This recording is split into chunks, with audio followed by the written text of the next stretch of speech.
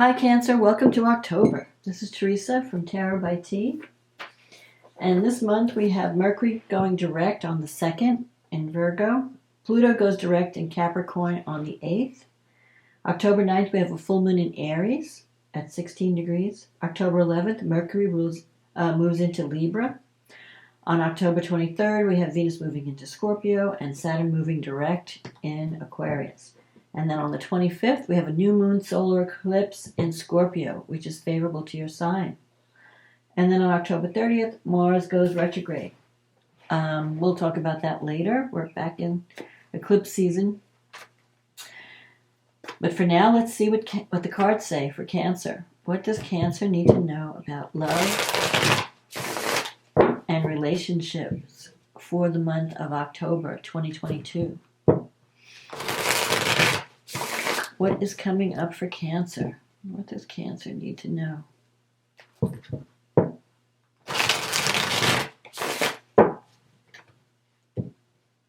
About love and relationships.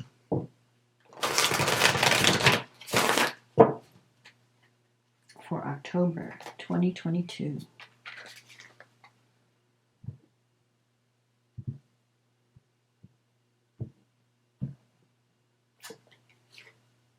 The Two of Swords, the Five of Wands, the Fool, the Seven of Swords, the Death card, the Star, the Two of Wands, the Six of Wands, the Justice card, and the Six of Swords, and the card at the bottom of the deck, the Ten of Pentacles. So, you start the month out with the Two of Swords energy. This end is crossed by the Five of Wands. The Two of Swords is like trying to make a decision. You might not be talking to someone right now, or you're trying to decide what to do in a situation, in a relationship. And there's a lot of conflict with the Two of Swords. So you're on the fence and you're not taking action. You're just like, well, let me think about it. I don't know what to do, so I'm just not going to do anything. And then you have the Five of Wands crossing you. This is a card of, it could be competition, or if you're in a relationship, it could be fighting over petty details, not fighting over the real issue, but just fighting over little things. But it could also be internal conflict. So maybe on some level, you just really don't know what to do about this relationship. Should I move forward? Should I not move forward? Should I stay? Should I go? So you're trying to make a decision this month about relationships. The Fool card is in the past, so you are thinking of having a new beginning. But a part of you, I feel like you're keeping your thoughts to yourself, because you have the Seven of Swords here. The Seven of Swords is, maybe you're feeling like you're keeping your plans to yourself. You might be thinking of starting a new relationship or ending one thing, starting a new thing, but you're not telling anyone about it. You're still like in the decision mode, like I don't know what I want to do, so I'm just gonna think about it. But the Fool is telling you that there's an opportunity for a brand new beginning. You have the chance to wipe the slate clean and start over, but you have to, and you have the Ten of Pentacles here. This new beginning can lead to, a very secure financial situation, like where this is the Wealth card. So you could be connecting with someone where you could really build a prosperous, happy home and really have like home and family and security, have someone there that makes you feel safe. I think that's what you're looking for. And the Seven of Swords is passing. So you might have been dealing with someone in the past that you felt you couldn't trust. Someone that you may have thought was not being totally honest with you or had a hidden agenda. The Seven of Swords is kind of a sneaky energy. So it could mean that you're not trusting someone, you think that someone is using you or not being totally transparent with you. But it could also mean that you're not willing to face the truth about something. That you have to, you might be sweeping things under the rug, like not dealing with the real issues, just dealing with the surface issues, not wanting to go deeper. And it could also mean that for some reason you have to keep your plans or your thoughts to yourself. Maybe you're afraid of being accused of stealing something from somebody or something, like if you're interested in someone else's partner or something like that. So you feel like for some reason you have to keep your plans secretive. Now you have the Death card coming up here. This is really interesting energy, the Death and the Star. So the Death card is about realizing that a cycle in your life has ended and it's time to kiss it goodbye. It's time to put it in the past and release it. Bless it for everything it meant to you. It's like something is over. The Death card. Cycle is over. And it could be a relationship that ended. And you're having to release it and clear out the past. Clear out the old so that you can make room for the new cycle coming in.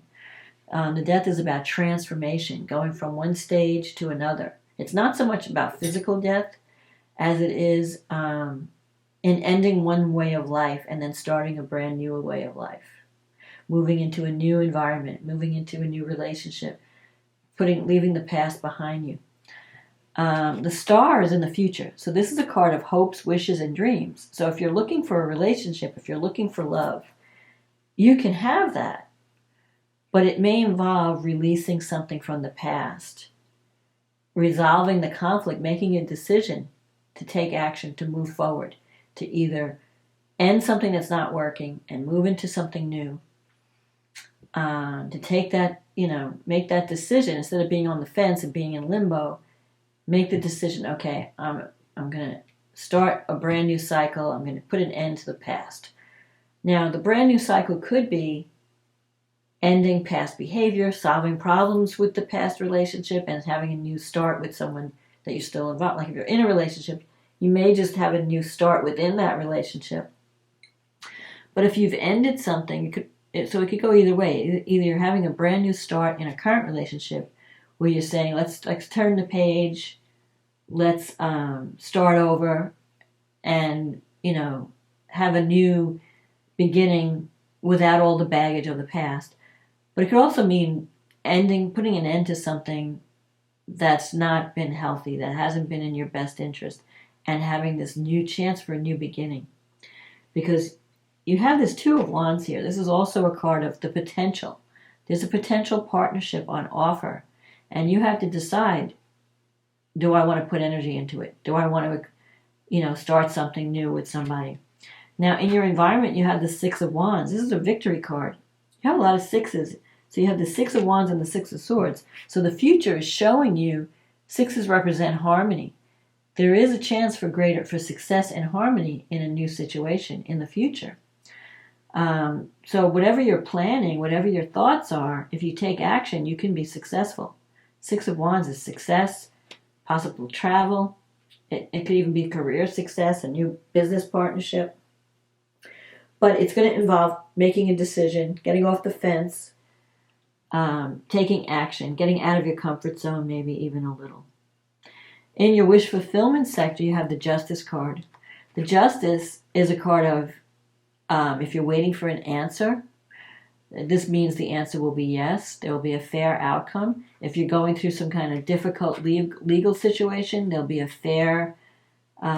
favorable decision will be made so that it will be fair to both parties. So especially if you're going through a breakup or a divorce and you have legal things to sort out, justice means that there will be fairness, that there will be a fair decision. And then you have the Six of Swords, which is moving away from difficulty, moving toward greater harmony. So you could be leaving something behind that has caused you a lot of stress and moving towards a new beginning. And that could be represented by the Fool. So you have the potential to create your ideal partnership. You just have to make that decision. Do I stay? Do I go? Do I try something new?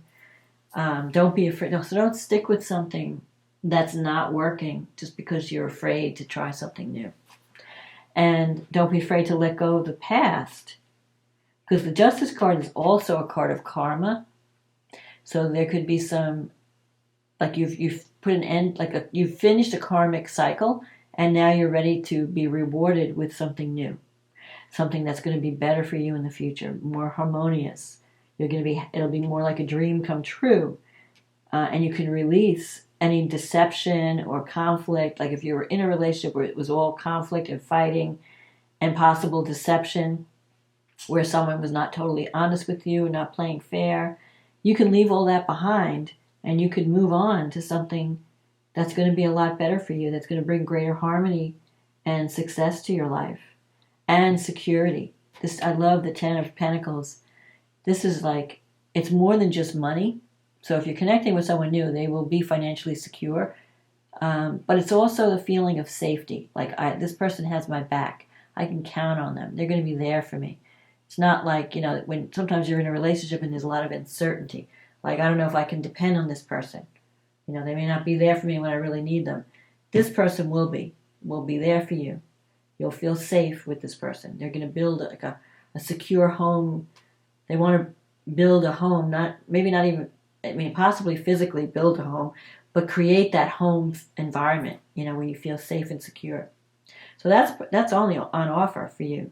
But it may require, like I said, letting go of the past, releasing the past, realizing that a certain cycle of your life is over, and it's time for you to start a new cycle, to leave that all behind and move on to the future. So let's see what the angels have to say for Cancer. What does Cancer need to know? What message do the angels have for Cancer? What messages?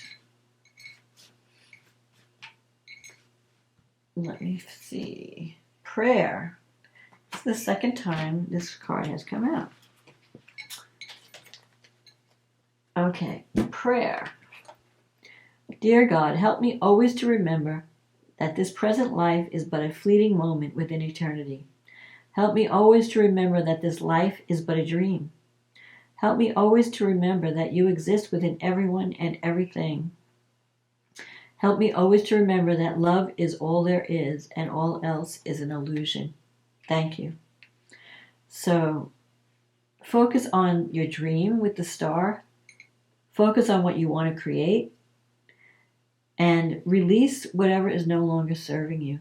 Release any arguments or any toxic relationships. If something is not working, maybe it's time to start a new cycle. But the new cycle has to start with hope and prayer and faith that you can achieve this new goal, that it's possible. Star is about having a dream, but the star does not give overnight success. The star is something that's in the future. So it's something you have to work toward and take action. But it does say that you will achieve your goal, but don't lose patience because it's going to take a while to develop. But the first step is making a decision, making that choice, and releasing whatever you need to release that's blocking you from moving forward. So let's see what the astrology has to say for Cancer. So you have this full moon. So Mercury, first of all, Mercury's moving direct in Virgo. And that will be in your third house. So you might be reconnecting with siblings, relatives, aunts, uncles, your immediate family. Maybe there was some kind of, when Mercury was retrograde. And now that Mercury's moving forward, you can continue that relationship. Mercury's about communication. It's in your third house of siblings. It's communication, thinking, travel, short distance travel, contracts.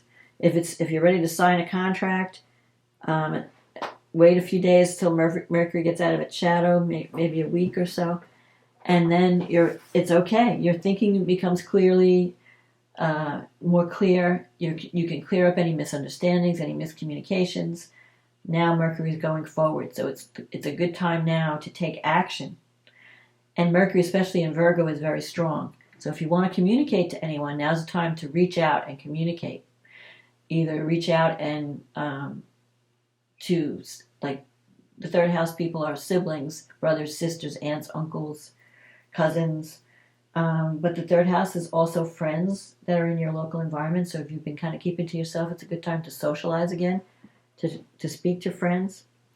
And then we have Pluto goes direct. Pluto has been in Capricorn. It's been in your 7th house. So if things in a relationship have been slowed down, maybe you've been rethinking what you want to do in a relationship. Now that Pluto moves forward, you could pick up that energy and things will start to move forward in relationships too. Then we have the full moon in Aries, and that's happening in your 10th house. So there's this battle between, so the moon and Chiron are in your 10th house, and then the sun and Venus are in your 4th house. So you have this work-life balance issue. With the Venus in your 4th, you may be working to beautify your home. You might be spending money to make your, feathering your nest, making it pretty, painting, redecorating, getting new furniture. The moon in the 10th, though, is conjunct Chiron. So there might be some changes going on in your career that you might be feeling kind of sensitive around this full moon because the moon is your ruling planet. But in the 10th house, that's your house of career and life direction. And so there could be some changes in your job and you're not sure what you want to do about it. Like things might be fluctuating. It may be triggering some wounds about your position in life, your status. There could also be a change in a relationship where where you're going from married to single and single to married. But with Chiron there, I feel like there's something needs to be healed. Something that needs to be healed around your career path, your life direction, but also around home and family. So, and with Venus in the 4th, if you want to heal anything that has to do with home or family, now's the time to do it with Venus there, because Venus will make sure that everything works out for the best, that people are, your communication style will be more more charming, people will be nicer, it'll be easier to come to some type of an agreement. This Venus is trining Saturn, so the sun is trining Saturn and the moon is sextile Saturn in your 8th house. So that could be money coming in. The 8th house has to do with money that you get from other people, either your partner's income or it could be a loan from a bank, insurance payout. So if you're looking for money to fix up your home, you might be getting a loan from the bank to make some repairs.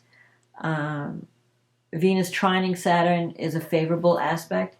So if you do apply for a loan, the chances are, especially if it has to do with home and family,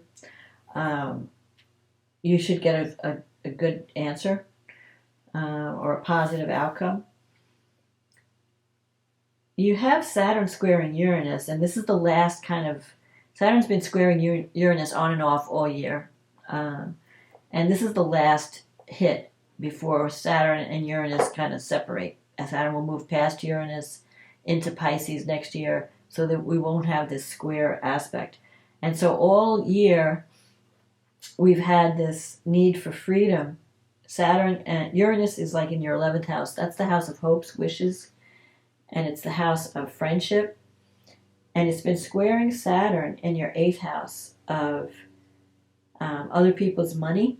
So there could have been some struggles or conflict around money or inheritance with groups that you belong to, with friends. There could also be some issues around intimacy. Like maybe you need to break free. And maybe with Saturn there, you might have some parental programming or some you might have some fears around intimacy based on like lessons that you learned as a child, that you were programmed by an authority figure, especially around money and other people's money. So you may have to overcome that, the feelings of lack or feeling like everything is hard, I can't make money, or it's all like your parent might have said, money doesn't grow on trees and you have to work hard for everything. So it's time to break free of anything that's been holding you back from really connecting at the soul level with another person. And with Uranus in the 11th, you could be attracting different types of friendships. You might be leaving friends that you think are too conservative and moving toward people that are a little bit more radical, more free-spirited. Mercury is trining Pluto, and Pluto's in your 7th house of partnership. So there could be a very deep, you could form a deep connection with someone, have like a really serious conversation that transforms your relationships in some way. So if you've been kind of isolated from either friends or family, maybe it's time to reach out and have that talk. With Pluto trining Mercury, also, if you do any writing, any type of creative writing, your words are very powerful now. You could really speak to someone and reach them at the soul level, or transform a relationship through communication. Venus is trining Saturn, and you have Mars in Gemini. Mars is going through your 12th house,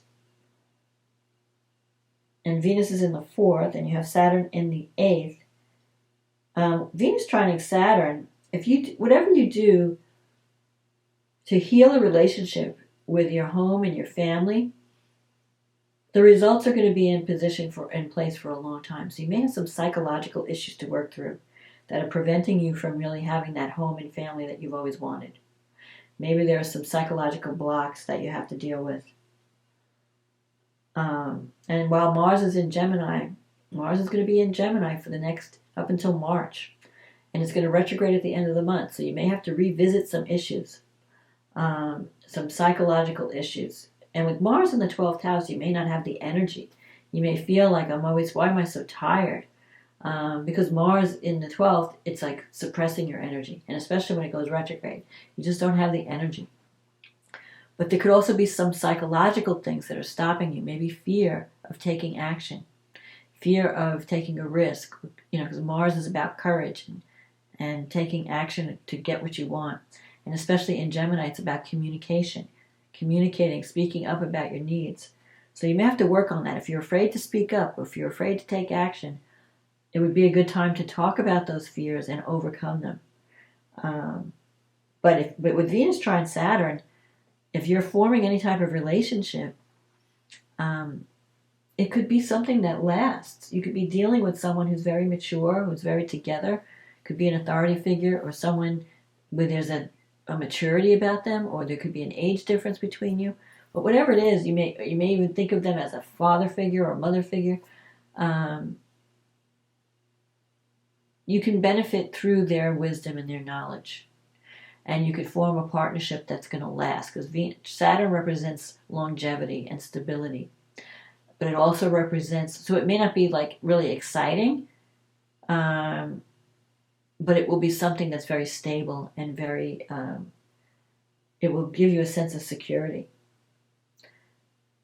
And especially with Venus in Libra, there could be a sharing of ideas, more of an equal partnership where, you don't feel like you're the one all the giving. You could be meeting someone who is willing to meet you halfway and willing to share, to contribute equally to the partnership.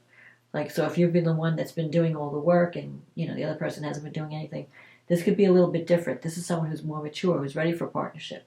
So there could be more of an equal give and take, especially with the justice here. That's more also about balance, balance in the partnership. So again, you might feel a little bit low energy once more, because Mars has been in Gemini since the end of August. It moved into Gemini. But it will be in Gemini till March. And as long as it's in the 12th house, you're going to feel like, I don't have the energy I used to have. But it's only temporary. Once Mars goes forward and moves into Cancer, you're going to be, the Energizer Bunny again. You'll get your energy back in the spring. So now it's the time to plan and to strategize. And think about, what new beginnings do I want to initiate this spring? Let me plan now. Let me, make my plans, see what my obstacles are, overcome my obstacles. Think about what I want to release, because the 12th house is also about letting go. So you could be letting go of things that are holding you back. And it could be fear, it could be lack of energy, it could be psychological blocks, whatever it is. Now's the time to work on it, so that when Mars goes direct and moves forward next year, you can implement those plans. You could have a new beginning, because that's when you're going to have that new energy coming in, when Mars is in your first house. So then we have the new moon eclipse. It's a solar eclipse, so a new beginning. It's happening in your 5th house of romance. And and it's with Venus. So there could be a new relationship coming at the end of October, or at least the seeds are being planted for a new relationship. The moon, because a solar eclipse is a sudden new beginning. It could be an ending and a new beginning. So one thing ends, something else begins. Sometimes with a solar eclipse, a male figure gets eclipsed from your life.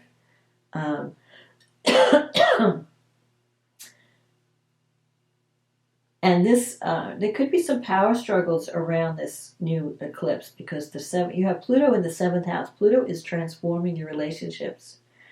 So it's possible that if you're leaving a relationship to be in a new one, you could have some intense encounters with a partner because Pluto represents power and control and manipulation, sometimes betrayal. So you may feel betrayed by someone. Or it could just bring a person that has a powerful effect on you. It doesn't always have to be betrayal. It could mean that someone really affects you in a powerful way and transforms your life. Venus is trining Mars, so there could be that's a good sexual chemistry, but you may have some fears about intimacy that you have to overcome. And at this point, Mercury has moved from Virgo into Libra, and it's in your 4th house. And Mars is trining Mercury, so it's a good time to talk about. I feel like this is a time when you really, if you need to heal family issues, maybe you've had an argument with someone in the family, it's a good time to talk about it now. At this you have a chance for a new beginning. And the 5th house is also children. So if it's not a new romance, it could be a new beginning with a child. Either you're bringing a new child into the world, or you're having a new relationship with one of your children.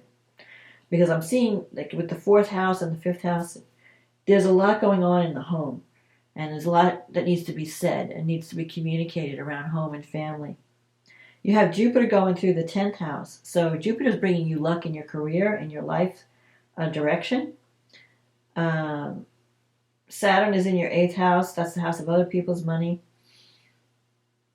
It's squaring Uranus in the 11th. So like I said, there could be some issues with friendships around financial support. Like maybe we were counting on friends to support you financially and now they're not there for you, or they're making things difficult. You're finding it difficult to get the financial support that you thought you were going to get from the friends and the groups that you belong to.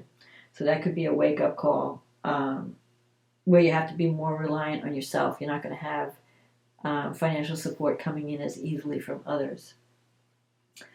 And Neptune's in your 9th. That's about, Neptune rule, well, the 9th house is about travel, higher education. You might be going back to school. You might be studying a new spiritual path, getting more involved in spirituality. What do I believe? My philosophy in life. With Neptune there, you might have some inspired thoughts. You might meet even a guru that, puts you on a new path. The only thing I would say is that Mars is squaring Neptune, so you don't want to do anything reckless or radical without making sure that you're seeing things clearly. Especially if you're going to move to a new place or travel, do any traveling, just make sure you check everything out. Make sure that you know what you're signing up for, because with Neptune Neptune can bring either deception or illusion, like you're not seeing things clearly. So unless it's art, and if you're studying art, then Neptune can bring very inspired ideas, and you could do a lot of creativity, spiritual. You could be doing paintings that involve spirituality or travel. Anything creative is great right now. You might be even connecting with groups of people that are very artistic and creative, and they're changing the way you see the world. You might be expanding your worldview in some way. But for the most part, this new moon eclipse is happening in your 5th house. And if you're looking for love and romance, it can very well bring one into your life. So if it's not children, and it could bring romance or a new beginning in creative self-expression. And it may even involve travel. You might wind up having to travel because of this new creative project. Or you might be connecting with someone who's very different from you in a cultural sense or even in a spiritual sense. You have different belief systems. But in any case, it's going to expand your world. So that's my reading. I hope you enjoyed this reading. If you did, click on the like button or click on the subscribe button. Leave a comment. I love listening to the comments. This is a general reading, so it may not apply to everyone, but if you'd like a private reading where we deal with just your issue, click on the link in the description box and it will take you to my website. In the meantime, thank you for supporting this channel. I really appreciate it. I hope you have a wonderful October, and I'll talk to you again next month. Okay, bye now.